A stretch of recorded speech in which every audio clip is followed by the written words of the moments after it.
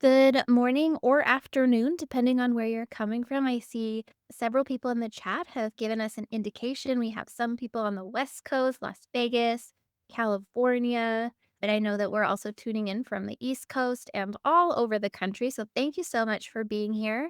My name is Kaylee Cron, and I will be your presenter for our final session on our documentation series that we've put together, which is discharge planning, closing the loop. So definitely let me know where you're coming from. I also really love to know what your specialty is. What is your practice? Who do you work with? As far as clients, are you a small practice? Do you work for the state? Do you work in veterans? Anything. Just let me know where you're coming from and what you do. I love to see who my peers are in these sessions and hopefully speak to a couple of you throughout this session with the information that I'm providing. Minnesota, Maryland, of course. Thank you all for being here. Okay, and we will go ahead and get started. As I mentioned, my name is Kaylee Cron. I am a licensed master social worker and a certified grief counselor through the American Institute of Healthcare Professionals. I started my practice working at a nonprofit hospice as a bereavement coordinator and primary grief counselor. So I got just pushed right into the deep end of therapeutic relationships with people who have gone through some of the hardest times of their life. And I have said and will always say that companioning individuals through grief has been the greatest honor of my personal life. And so now I get to gift the information and kind of the knowledge and the practice that I have absorbed over the years with all of you here in training from the beginning of documentation with a new client all the way to discharge planning. So if you haven't seen the previous recordings, please go to the ICANotes website. It's also uploaded on YouTube. We did a full deep dive on throughout every section of or of a client relationship. So please do if you're ever feeling like you need a little refresher. So today we are going to be talking about discharge planning. And I always think it's fun as a grief counselor. We never, not always, got to discharge. Oftentimes people would just opt out of counseling when they felt done and always intended to come back. But when you start feeling better, you just stop coming to your appointments, which makes discharge planning really hard. And so what I ended up doing in my practice is really planning for discharge from the very beginning. And so, what I want to talk to you about today is how do we really understand the importance of a comprehensive discharge plan? Not just, oh, we're just about done. Let's make sure we have all of our ducks in a row, but rather putting the pieces together throughout to ensure that it feels like we've been talking about this the whole time. There's no surprises here, and we all know what's coming. We also want to learn about documentation outcomes, referrals, and why we're discharging. So, making sure that we have all of our documentation in a row so that there's no question about why we got to the point that we did as we're looking back, if ever. And then also, we want to make sure that we're mitigating any risks by identifying them throughout the whole process, but specifically within discharge, making sure that all of our documentation is complete, accurate, and if ever they were pulled, you could stand on them and say, this is exactly how this relationship went, and these were our outcomes, and we met them. And here was our plan moving forward. So I want to do a little icebreaker poll. Let's see. I don't think it's put in there, but definitely put it in the chat. I want to know what your biggest challenge with discharge planning is. So, whether that is A, time constraints, and feel free to just pop the letter in the chat. So, is it time constraints, documentation complexity, client readiness, or finding appropriate referrals? Let me know in the chat if any of those resonate with you. Okay. Yeah, definitely documentation complexity, time constraints. Yeah. Yes, always. Okay, so we're all over the board, which is good because that just shows how complex the discharge planning really can feel, and that each of us can really thrive in one area, and in other areas, it's, oh, I really wish I had a little bit more meat in that. Thank you. Thank you. Multiple, I'm seeing. Thank you, everyone, for answering. So helpful. I think it's just a great picture of how hard discharge planning can really feel. All right. So thinking about time constraints and just thinking about like in regard to time constraints, is it as you're getting to the end of the session or you're getting to the end of that therapeutic relationships, outcomes are being met, and suddenly we need to make a discharge plan can feel really constrictive. And so, what I started doing within my practice is really planning for discharge from the very beginning. So, setting up a structure to where we often talk about when we are done here, when you discharge, here's what the plan is going to be, getting feedback from them throughout. What would be helpful to you? What in addition to this? What outside of this? So making sure that we're not looking at discharge the day before a session when we're doing the discharge, but making sure that we're really looking at it from a lens of letting the client lead that discharge process as well, having input and autonomy throughout it, so that throughout your documentation, you kind of pull what have we talked about in regard to discharge so that you're already filling that all the information out. And we're going to go through all the information. So, going into documentation complexity, there are a lot of pieces to discharge planning, which can feel overwhelming. And it does when I see A and B together, the amount of time it takes to document every single section of the discharge plan is time consuming. So those can really go hand in hand. We have created a discharge checklist in the handout section of this. You can go ahead and download that just to make sure. I always find it so helpful to not feel like I'm reinventing the wheel every time I go to do a discharge. Having kind of a checklist to know I am hitting all of those marks every single time is very helpful. So please do download that if documentation complexity or time constraints feels like a difficulty. Client readiness can absolutely be, oh, my dog wants to play with me today. Client readiness is again something that we're always looking at as we are planning for discharge from the very beginning of the therapeutic relationship. I think it can be really difficult for clients, especially when they are deeply connected and they have a great therapeutic relationship with you, to suddenly find out that they're coming toward discharge. You can see like a backslide in clients because they're hit with this relationship is ending. Hang on, I don't know that I knew this, or I don't feel ready. And so then they might backslide a little bit in their goals and their outcomes, which can then be like, oh, okay, is this real or is this in response to this discharge plan beginning?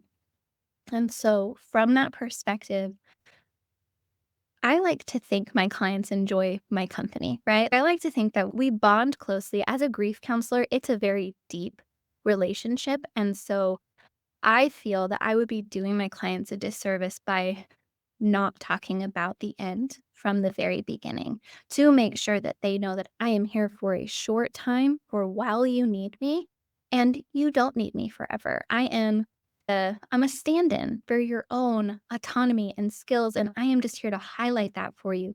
And when those are highlighted and when you are confident, you don't need me anymore. And that's awesome. And so we plan for that from the very beginning so that when we get to the end, we don't see that kind of backslide in client readiness or a negative response to the relationship ending. That can be very difficult and it can rupture that therapeutic relationship, which you don't want at the end, right? Like you want to leave and you want to leave with them feeling confident and competent in the skills that they've learned with you.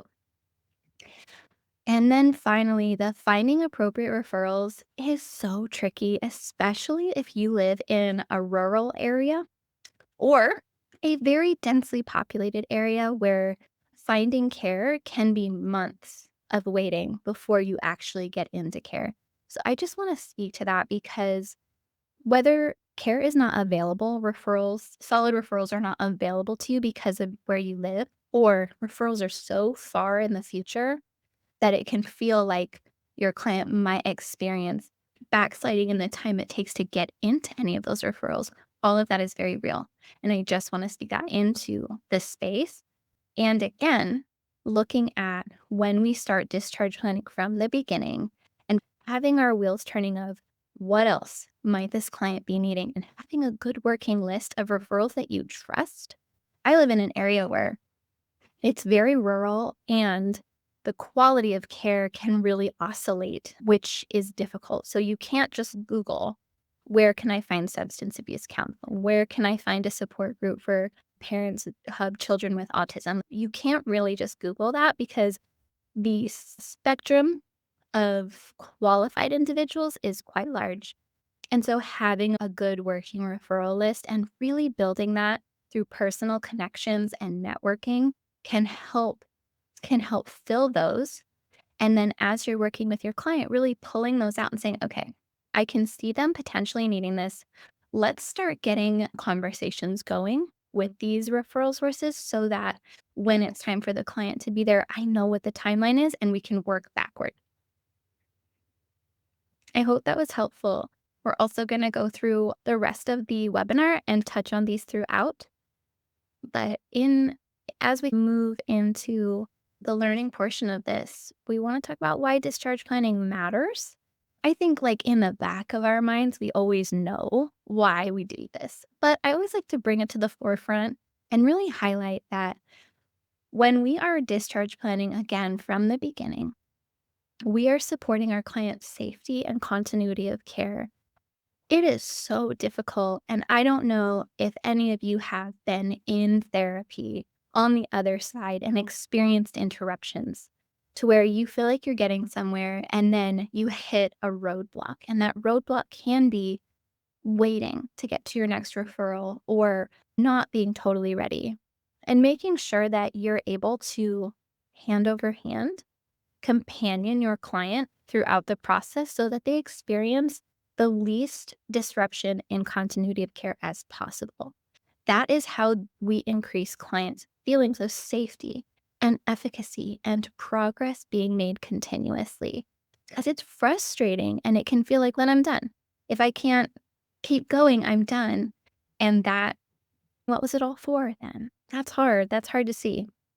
We also do discharge planning because ethically it is appropriate. We want to make sure that we're meeting the standards of each of our professions, whether you're a social worker, a counselor, a marriage and family therapist. We're all here from different degrees, but I know that we all hold ethical standards close to our hearts, I hope. Ethics is one of my favorite topics to talk about. And then going off of ethics, it also reduces legal and professional liability. So if you're constant, this is what I saw in my practice with clients who, because in grief work, you feel intense grief for a period of time and then it kind of soothes and you don't really feel the need to keep coming back to see somebody. And I love that. That's amazing. That's what we want. But what was happening is we weren't discharge planning and my clients weren't able to have referrals and aftercare planning and know what to do in a crisis situation. So we weren't doing that part that was so important to move into the next phase, which is why we started planning so early. And then just making sure that they have those tools because if not, and they are floundering or something terrible happens to your client, there's a liability there, whether that is a legal liability or a sole liability. I think that I don't know that we've all, but many of us have experienced really sad stories with our clients at the end after we're done seeing them potentially making difficult choices for themselves and their lives. And that's hard to see too. That hurts our soul. And then again, finally, strengthening those therapeutic outcomes that really surround client empowerment, that say you as the client are in charge of this process. I'm going to give you the tools. We're going to work on the tools and then we're going to have a plan for when things get hard again. It strengthens the relationship that you already have by saying, not only do I have you, like I've got you when you're in session with me and we're seeing each other weekly or biweekly or monthly. I've got you. But it also shows I've got you after this too, because we are going to put things in place that are going to care for you in a way that I know you can do on your own because you are powerful, autonomous. And that empowerment is so important as you close out therapy or counseling or whatever format you use, because that reliance has to be weaned off. So, again, going back to ethical considerations, when we're thinking about discharge in particular, when we talk about ethics, we're talking about preparation and informed consent. So, again, preparing for discharge from the beginning is my number one tip. I'm going to say that a million times in this session. If you're taking notes, I hope you wrote it down somewhere. But preparation and making sure the client knows what's going on every step of the way, and they have authority within it to make choices. We don't get to just make a discharge plan and say, "Here's what you have to do and you're done." That's not how it works. It is a bilateral conversation ongoing throughout treatment. We also wanna make sure we have clear documentation and referral. We're gonna go through that again in the checklist and later in this webinar. And then making sure that your client understands and agrees to the discharge plan that is set in place. So it means nothing to have a discharge plan put together if they don't understand what they're supposed to do with it or how to utilize it in times of crisis or what's in it. It's just not a fair thing to do. And so looking at it from that client-based, strengths-based perspective, we want to give them everything they need to be successful. We also have licensing board requirements that require adequate documentation.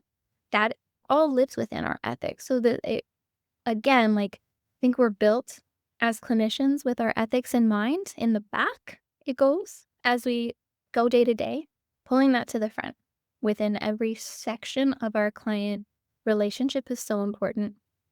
And then just looking at the legal implications of what happens if you have missing documentation, incomplete documentation, or incorrect documentation. So, really looking at that from a risk and liability mitigation perspective of I don't want any of you getting in trouble. So, let's make sure that everything is accurate and adequate for if you ever get audited, if something ever gets pulled. I had a situation where years passed between me seeing a client and her children for the loss within a family system. And that documentation was pulled, I want to say 2 or 3 years later during a custody issue. What would make me think that would happen? Nothing except probably conversation I had with the mom.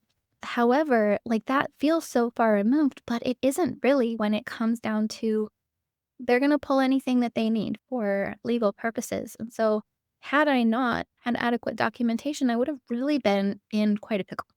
And so would my client as they were navigating this situation. So all of that to say, this ethical considerations of adequate documentation matters so much in discharge planning because it really closes it up.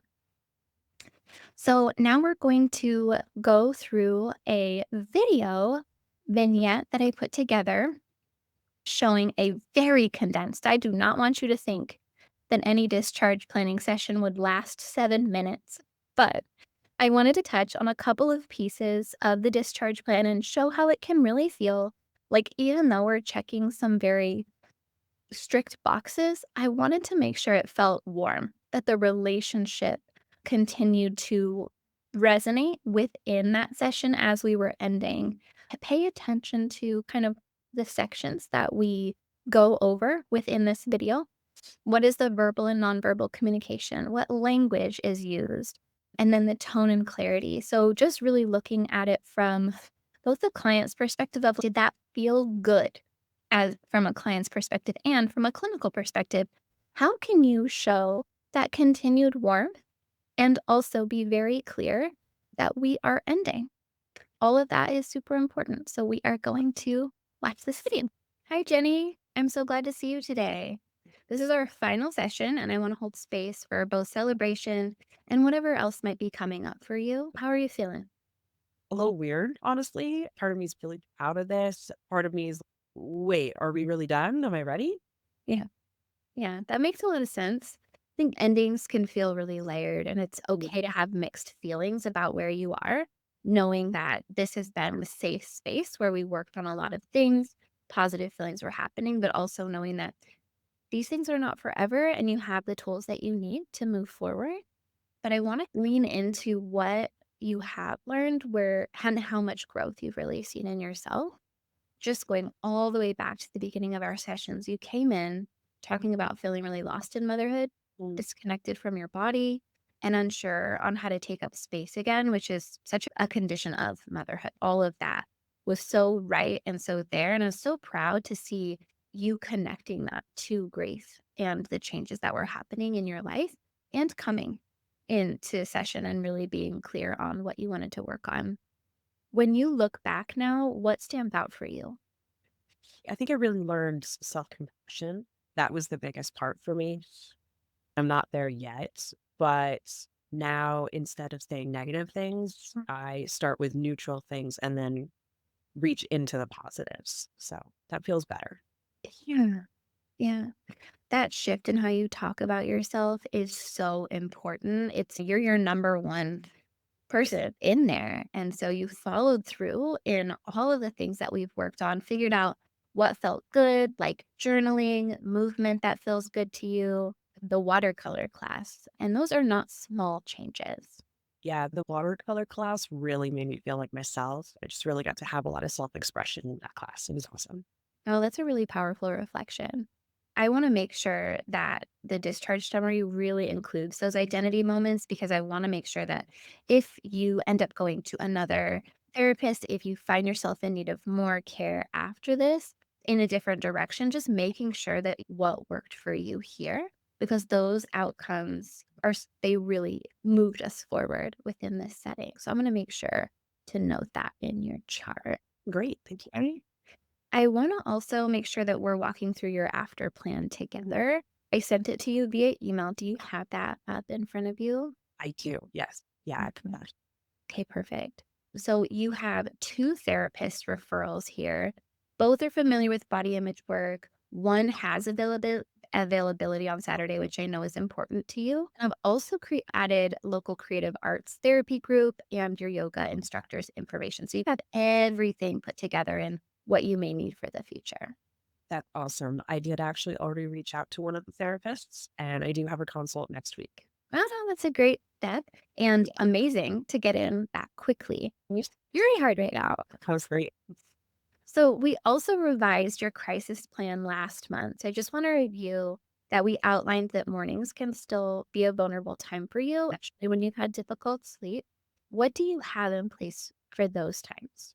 Yeah. So whenever the spiral starts, I try to go straight into a morning meditation. I do that mirror pause that you taught me.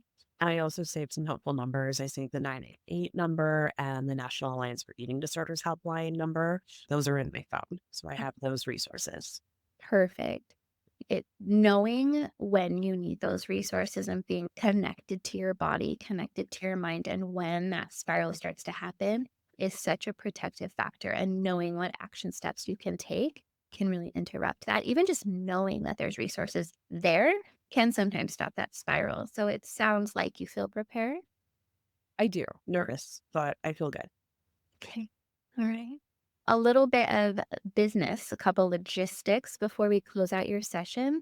I want you to know that your chart is fully updated, adding all of the things that worked well for you, the things that we tried that weren't great, and just making sure that we have a good picture of what helped Jenny within this therapy setting that could potentially help in the future. Your balance is also at 0, and I've sent it a copy of your discharge summary and your referral sheet. So if at any point you want your records for any reason, just email me and I can send them to you securely through our system. And thank you so much. That kind of helps make ending this a little bit smoother. Yeah. I appreciate it. Yeah. And I just do want to take a moment to acknowledge all the work you've done. Thank you. Thank you. It's emotional. I didn't think I'd really get here. I didn't know what I would get out of these sessions when I first started. I wasn't really sure it was going to be beneficial, but I'm really excited about the direction that I'm heading in, prioritizing me Mm. within motherhood and then outside of motherhood. It just feels like a really big steps. It's such a beautiful shift. You've done this work with honesty and courage and a lot of authenticity and vulnerability. I'm really proud of your progress. And so if you ever need to return, you do know where to find me. Thank you so much, Kaylee. I appreciate it. It has been so lovely getting to know you. And I want you to know that as you take off from here, I am genuinely rooting for you. Thank you. Okay. It's always really fun to watch yourself in a video session.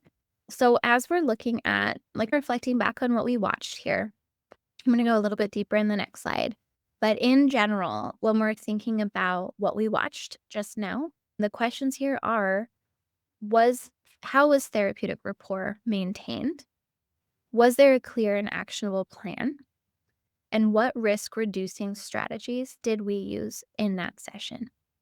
So we really wanted to look at it from a framework of these things being continuous and still maintaining warmth and making sure that she felt cared for absolutely all the way to the end.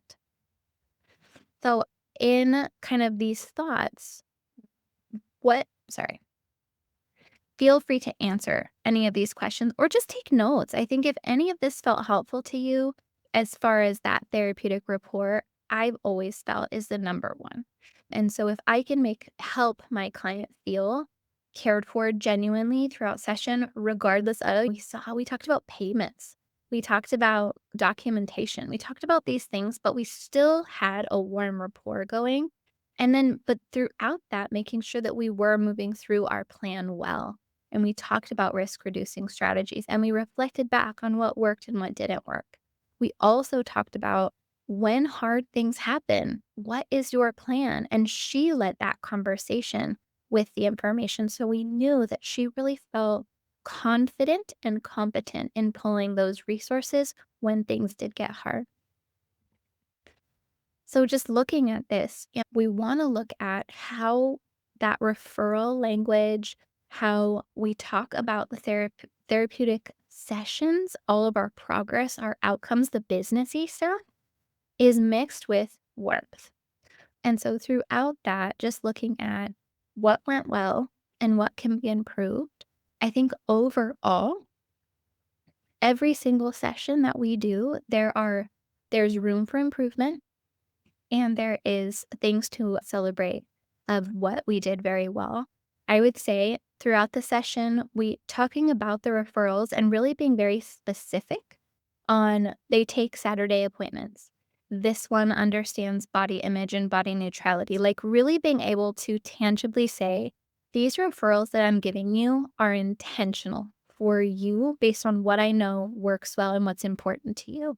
I think those kind of things that we can really pull and celebrate and say, hey, I found my client a session that she could see next week. It's unrealistic at this point in the world, but here we are. And that would be incredible. So I hope that was helpful. It has always been in my master's program for social work, we did a lot of video vignettes, and I really found a lot of value in watching other people do sessions because it helped me absorb what did I like about that? What didn't feel good or what doesn't feel authentic to me? And then maybe tweaking it a little bit. But then we're always adding a little bit to our cache of skills, resources, tools. So now we're going to go into like going through what the discharge planning checklist really covers and looks like. Again, I would encourage you to download that. It's in the handout section. We also have all the slides available, so feel free to download those as well. But when we're going through the discharge planning checklist, we have a couple sections. So the first one we're going to look at is administrative and legal, the funnest part, right? For none of us, I imagine, unless there's lawyers in the room and you need to identify yourselves. Anyways, we want to make sure that all of our charts are in accordance with our legal policies and also organizational policies, whether you work for a small practice, the state, the government in any way, it's all very rigid. And so making sure that everything is falling in line with that, that confirming all of your documentation is signed and dated. So all of those like crossing T's, dotting I's, that lives within this section. Then we have the clinical review, which is a little bit more in depth about the clinical progress that your client made toward treatment goals. And it is always best practice to use the client's words. So if I were using the client's words from Jenny, it would be, I never thought I'd get here. I'm feeling more confident, at home in my body. Watercolor was help me feel at home again or help me feel myself again. All of those things are really rich pieces of what the client said about the progress they were making. It's one thing for us to report on our perspective, but it's far more powerful to be able to say, this is what my client said about themselves. We also want to document final assessments, symptoms, risk level, and functioning. Note any unresolved concerns. So, if for whatever reason, your discharge is happening before a client is done, let's say you're leaving the practice or this happened to me recently. Your client's insurance is no longer covered under you, and they cannot afford to continue to see you. All of those things could happen. They could interrupt the treatment process. Still need to plan for discharge. And so sometimes we don't get to the end with our clients. Many times we don't get to the end, let's be honest. So making sure that we're documenting where the client is, what is unresolved, and what is to still be addressed based on what the plan was when we set out. And then just making sure that your documentation helps the reader understand why discharge happened. This can be that they met goals, that's best case scenario, and I love when that happened. But can also be non-compliance. They weren't choosing to participate in treatment and you really weren't getting anywhere, and perhaps it was just a bad fit. We did do a session on the very first session was finding the best fit clients for yourself and for them.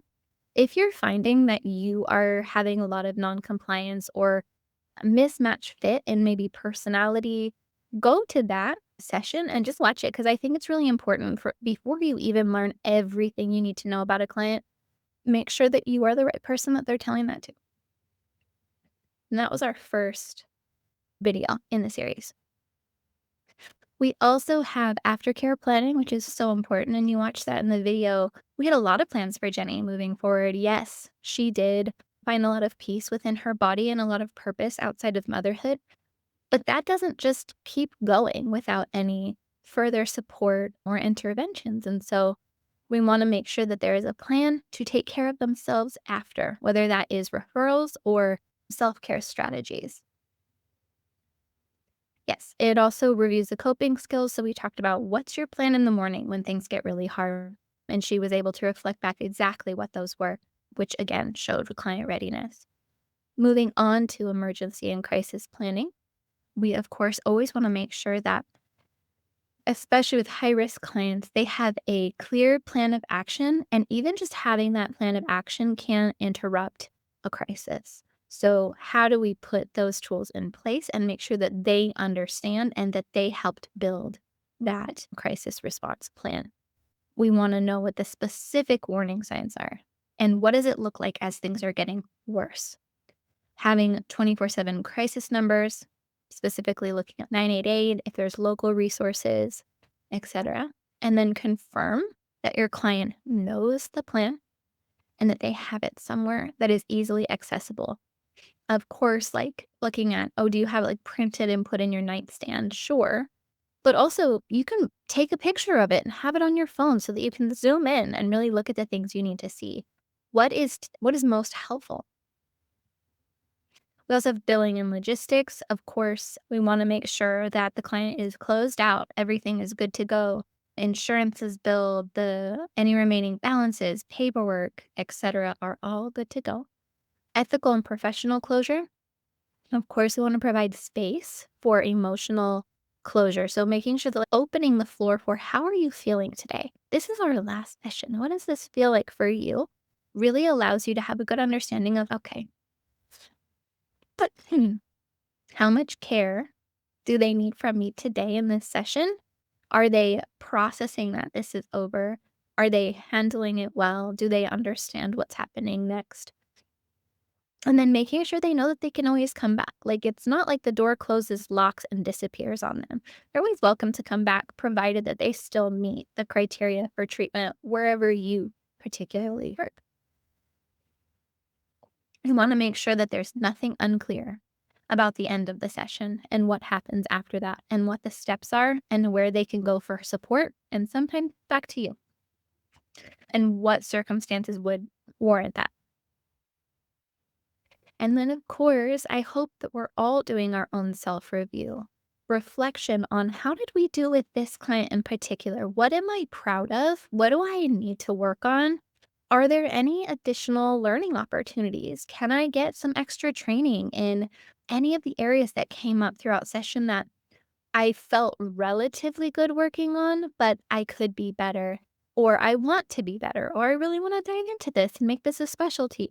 I love continuous learning. I love that we require that we have to do that because things change. We learn so much every single day about humans and behavior and brains and science and all of that. It's incredible. Just looking at ourselves and saying, what can I do better and what do I really shine at? And celebrating those things because every single ending is an ending and a loss for us too. And that's okay. There's sometimes opportunities for ritual when we end with a client, which can be very helpful as well. I did that with my clients because grief, again, that the relationships were very deep and those losses were bigger. They felt big. We also want to know, like, how did we do emotionally with this client? Was there any counter transference or areas where I need to like talk to a supervisor and make sure that I am like good on this part? Okay. So then we just have a couple tips for the different sections. So we have, of course, administrative and legal, use the smart phrases and check boxes in the EHR. We're going to have a short video that kind of shows the documentation in our system, which is incredible, very user friendly. And oh, I'm trying to think of the word. You don't think too much about it, which is great. Confirm all your notes are up to date and close out the chart properly. For clinical review, the thinking about using the client's language, conduct your final risk screen, validate emotions, and summarize what goals were met and unmet. Aftercare planning, we want to make sure that we're offering written referrals so that we don't want to just say, oh, I know of this great center and then give them the information verbally. That's not sticking. It doesn't even stick for me personally. I need you to write it down or send me a link. Include contact info, timelines, like what does a referral process look like? Is it covered by their insurance? All of that would be really good to know. And then making sure that you review coping skills, who their support people are, and a relapse plan. Tips on emergency and crisis planning. We want to make sure that it is collaborative. So any plan that you make for aftercare, if you are alone in making it, it's unlikely that it will be followed. So make sure that it is collaborative and define what an emergency actually is. Like, and it isn't a standard thing that you can Google and say, what is an emergency? And then use it. For each person, an emergency feels different. And depending on the work that you've done together, an emergency looks different. So making sure that you're defining it for each individual client. And then make sure that you're providing resources that can be available 24/7 and make sure that your client understands. Billing and logistics. Ensure all sessions are billed properly. There's codes that we get to follow. It's absolutely thrilling. Handle any receipts, explanations of benefits, outstanding balances. So, really making sure that you are closing that account. It doesn't feel good to get a bill 6 months later because things weren't closed out. And then just make sure that if you ordered any equipment for any modalities that you were using, that all of that gets returned. Ethical closure, just make sure that you're allowing time for, like, just to talk about it. How are you feeling? How is this feeling for you for this to be over, both personally and then within this therapeutic relationship? Reflect on growth and progress, really highlighting how much growth as the clinician, have seen. Reflecting on, look at all these goals we set in place and look at how you met them. Look at how we worked through this together. Look at how you managed each of these things and are now functioning at this different level. So being able to speak to the progress made, really emphasize that. Normalize future engagement. It is always okay to come back. It is not a backslide. And then celebrating the relationship, of course. Clinician self-review. What did you learn from this? What did this case teach you? My brain works in the funniest way, but I remember every client I ever have seen, which is silly, and I probably should empty that space and put something new in there. But I at all times felt like I learned something, whether that is about myself, about my clinical practice, about my own personal grief, about people, about culture, religion, all of those things. Learning and being able to absorb all of those things and again adding it to this kaleidoscope of understanding as a clinician is such a beautiful thing. And I hope that with each client, you are doing that and absorbing a little bit from each of them because it's such a gift that they're giving you. Just make sure that there are no unresolved emotions or needs for consultation. So, of course, we always want to normalize if something happened in a session that really triggered you, that really amplified, turned up the volume on something that you thought you had processed. I would encourage you to go to clinical supervision or get into therapy. We all need somebody to set things down with. And to be a therapist in therapy is a very beautiful thing. And then only follow up with other providers if the client consents. So if you're referring out and they're a friend of yours, because we live in a small town, right? And you call and you can't really necessarily just talk about your client freely unless that client has said that that's okay. So just think about that. So now we're going to go through the documentation a walkthrough with the ICANotes software. Kaylee, thank you so much for delivering such a fantastic webinar. You consistently bring a wealth of knowledge and always insight to the table. And I really have to commend Kaylee because she has the ability, as we've been through this webinar series, to really present these complex topics in such an accessible and an engaging way. And your expertise and your clarity on things that does not go unnoticed. Okay, so every time you do one of these webinars, I walk away with something very valuable, and I know other people in the room feel the same way. So thank you so much. I want to just quickly demonstrate. My name is Dr. Bowles. I'm the Chief Clinical Officer with ICANotes. And I just quickly want to demonstrate how a discharge plan is done in ICANotes Plus. In ICANotes, the documentation is a structured process. So we make sure that there's clinical and legal and the compliance requirements are met.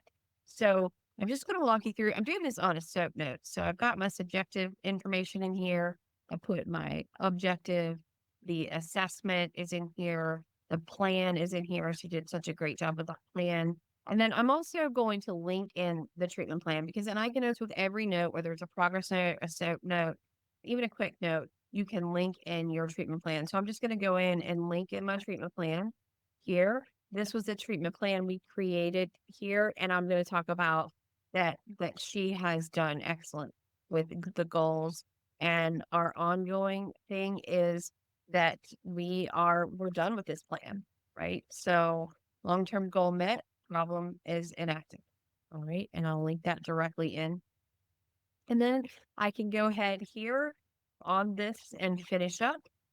You do have the ability to put in recommendations. If you are seeing people long term, you can justify a level of care, which is really helpful for getting more sessions with insurance and UR utilization review. So go ahead and finish here. And then I can put in my diagnosis here. I can put in my service codes. I can even create lab orders here in ICANotes. I can go a course during treatment. I have the ability to enter private notes, which is really important for information blocking and filters. And I could go ahead and compile and preview this note. It lets me know that it will notify me as soon as this is complete. And then here is the note. So this is a fantastic note here.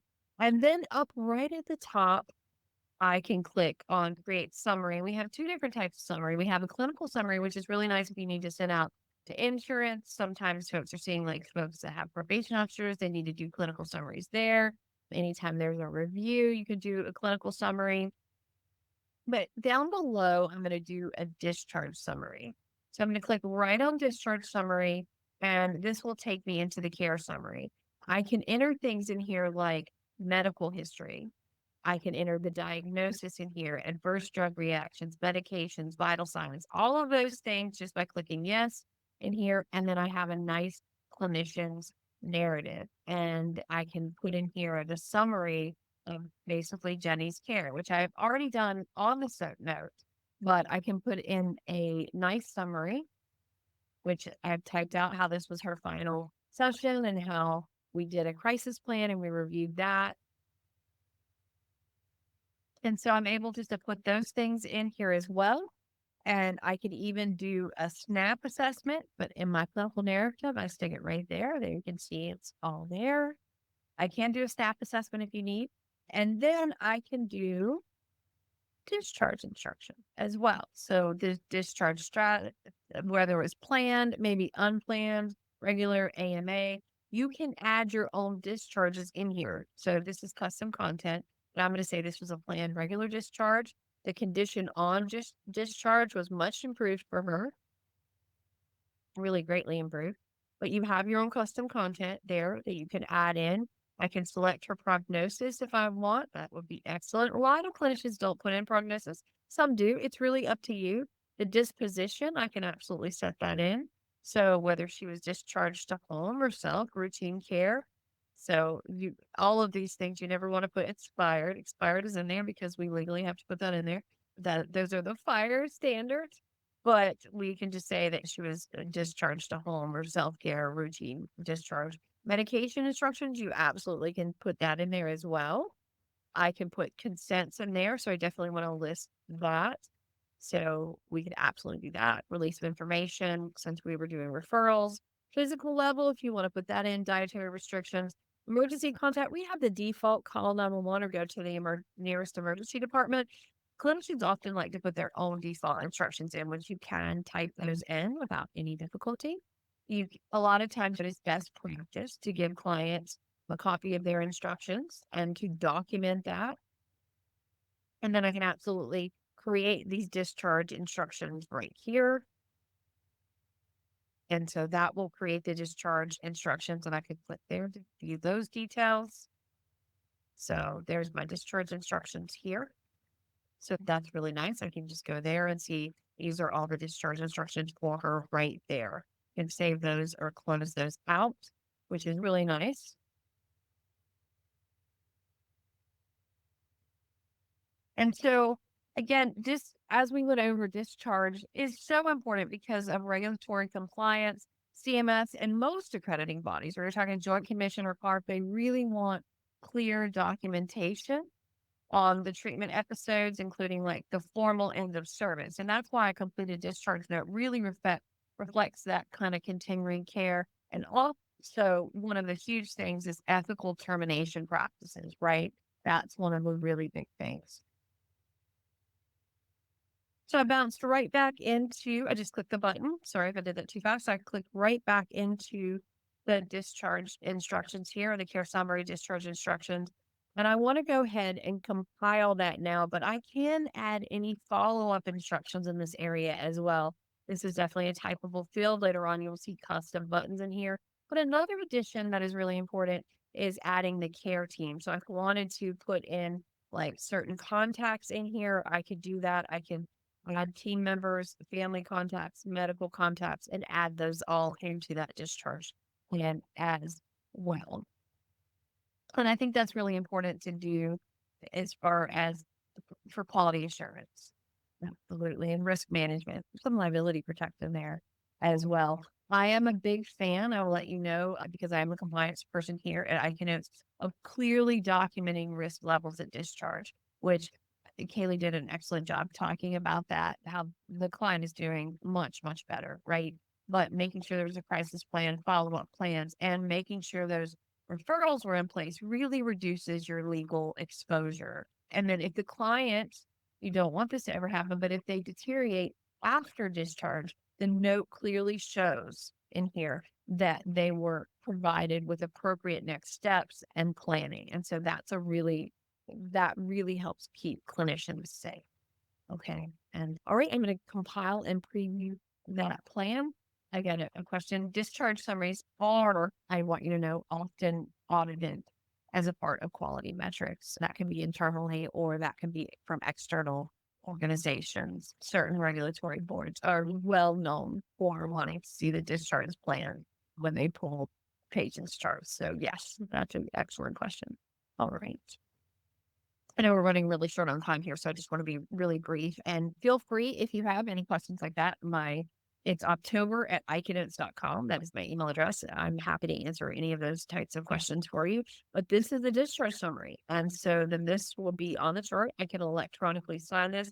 I can copy this to a clipboard if I'm going to put it into another EMR, download it, or printable option there. Easy to do. But yes, it's a very clear, concise discharge summary. And I was able to print the client instructions as well. So again, Kaylee, thank you so much for that fantastic webinar. All right. Thank you, October. That was so helpful. I think it's one thing to really talk about in session what discharge planning can look like, but really seeing it through the documentation portion can be so helpful as well to really see the depth and breadth of what needs to be documented and why, speaking from a compliance standpoint. So to just close out this webinar today, we have a couple key takeaways that I want to speak to, and then I saw a question in the Q&A portion. If you have any additional questions, I will try to get to those if more popped in there. So, key takeaways number one, discharge is a clinical intervention, it's not an afterthought. So, we want to make sure that we are prioritizing discharge planning as a clinical component to our work with our client, not just something that we just do and check off. Really being thorough in planning the supports and outcome to ensure safety planning with our client and that they feel ready and confident in moving forward with their progress independently. And if they, for whatever reason, need you, to come back. Using checklists and tools help you remain consistent. So I love a good tool. I love a good checklist. So please make sure that you download the one that we've got for you or find one that works better for you or create one that kind of speaks to your structure. Finally, just prioritize clarity, ethics, and empathy. It is of the utmost importance that we are holding space for our client and understanding like it's overwhelming to be done with something that was consistently helpful. And so just making sure that they are on board, they are understanding, they are tracking the conversation, and that you're holding space for any hard feeling that they're having. And sometimes endings aren't positive, they don't feel good. And that doesn't mean that they can't happen or shouldn't be happening. So when we say we're holding space for any feelings, sometimes they're angry with us, or sometimes they're frustrated, or sometimes they have some critiques, and that's okay too. We're all here and we're all learning. So I'm going to take the Q&A really quick. So the question here is, I'm curious how we can get clients ready for discharge even after they've met their goals, but fear that symptoms may resurface after ending treatment. This is a specialty of grief work. What I will speak to is grief lasts forever.